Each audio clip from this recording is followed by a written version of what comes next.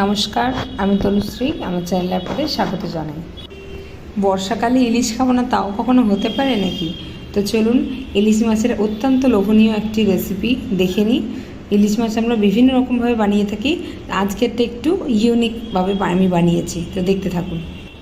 তার জন্য নিয়ে নিয়েছি ইলিশ মাছ। ইলিশ মাছগুলো ভালোভাবে নুন এবং হলুদ মাখিয়ে আধ ঘন্টা রেখে দেবো। আপনার হাতে টাইম না থাকলে রাখার দরকার নেই। বলে রাখি, আজকে আমি সর্ষে ইলিশ করে দেখাবো, তবে সর্ষে ইলিশ যেভাবে সবাই বানায় আমি সেভাবে বানাবো না। দেখতে থাকুন রেসিপিটা।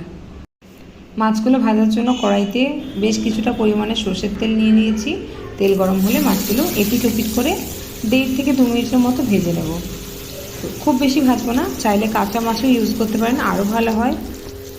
মাছ ভাজা হয়ে গেছে, তুলে নেব। এবার ওই তেলের মধ্যেই কিছু কালো জিরে ফোড়ন দেব আর দেব কাঁচা লঙ্কা। ফোড়নটা বেশ ভালোভাবে ভেজে নেব। ফোড়নটা ভেজে নিয়েছি, এরপর দিয়ে দেবো কুচনো পেঁয়াজ। তো প্রথমেই আমি বলে দিয়েছি রান্নাটা আমি অন্যভাবে বানাবো। তো সর্ষে ইলিশে সাধারণত সবাই পেঁয়াজ দেন না, আমি এটা পেঁয়াজ দিয়েই বানাচ্ছি। দেখতে থাকুন, খুবই টেস্টি হয়। দিলাম একটু আদা বাটা, একটু রসুন বাটা, হলুদ গুঁড়ো, একটু জিরে গুঁড়ো আর নুন। এবার মশলাটা খুব ভালোভাবে কষিয়ে নেব।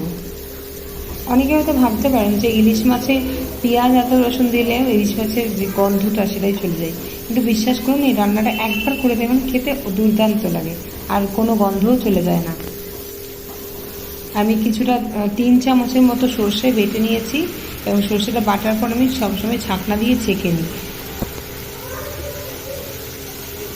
মশলা কষানো হয়ে গেছে, এরপর আমি দিয়ে দেব বেটে ছেঁকে রাখা সর্ষে। সর্ষেটা ফুটে আসলে আমি এক একে মাছগুলো সব দিয়ে দেবো এবং মাছগুলো দেওয়ার পর এক এক পিঠ করে আমি 7 থেকে 8 মিনিট করে ফুটিয়ে নেব।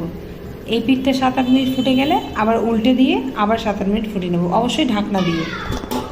রান্না প্রায় শেষ। এরপর আমি দিয়ে দেবো একটা কাঁচা লঙ্কা আর দিয়ে দেবো কাঁচা সর্ষের তেল।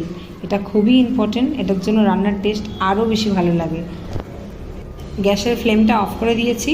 এরপর আমি ঢাকনা দিয়ে 5 মিনিট রেখে দেবো, যাতে কাঁচা লঙ্কা এবং সর্ষের তেলের গন্ধটা পুরো রান্নার মধ্যে ছড়িয়ে যায়। আমার রান্না কমপ্লিট। রেসিপিটি কেমন লাগলো অবশ্যই বাড়িতে বানিয়ে জানাতে ভুলবেন না। ভালো লাগলে লাইক কমেন্ট শেয়ার করে দেবেন এবং চ্যানেলটি সাবস্ক্রাইব করে দিয়ে পাশে থাকা বেল আইকনটি প্রেস করে দেবেন, যাতে আমার রান্নার ভিডিওর সমস্ত নোটিফিকেশান আপনার কাছে সবার আগে পৌঁছায়। ধন্যবাদ, ভালো থাকবেন, সুস্থ থাকবেন।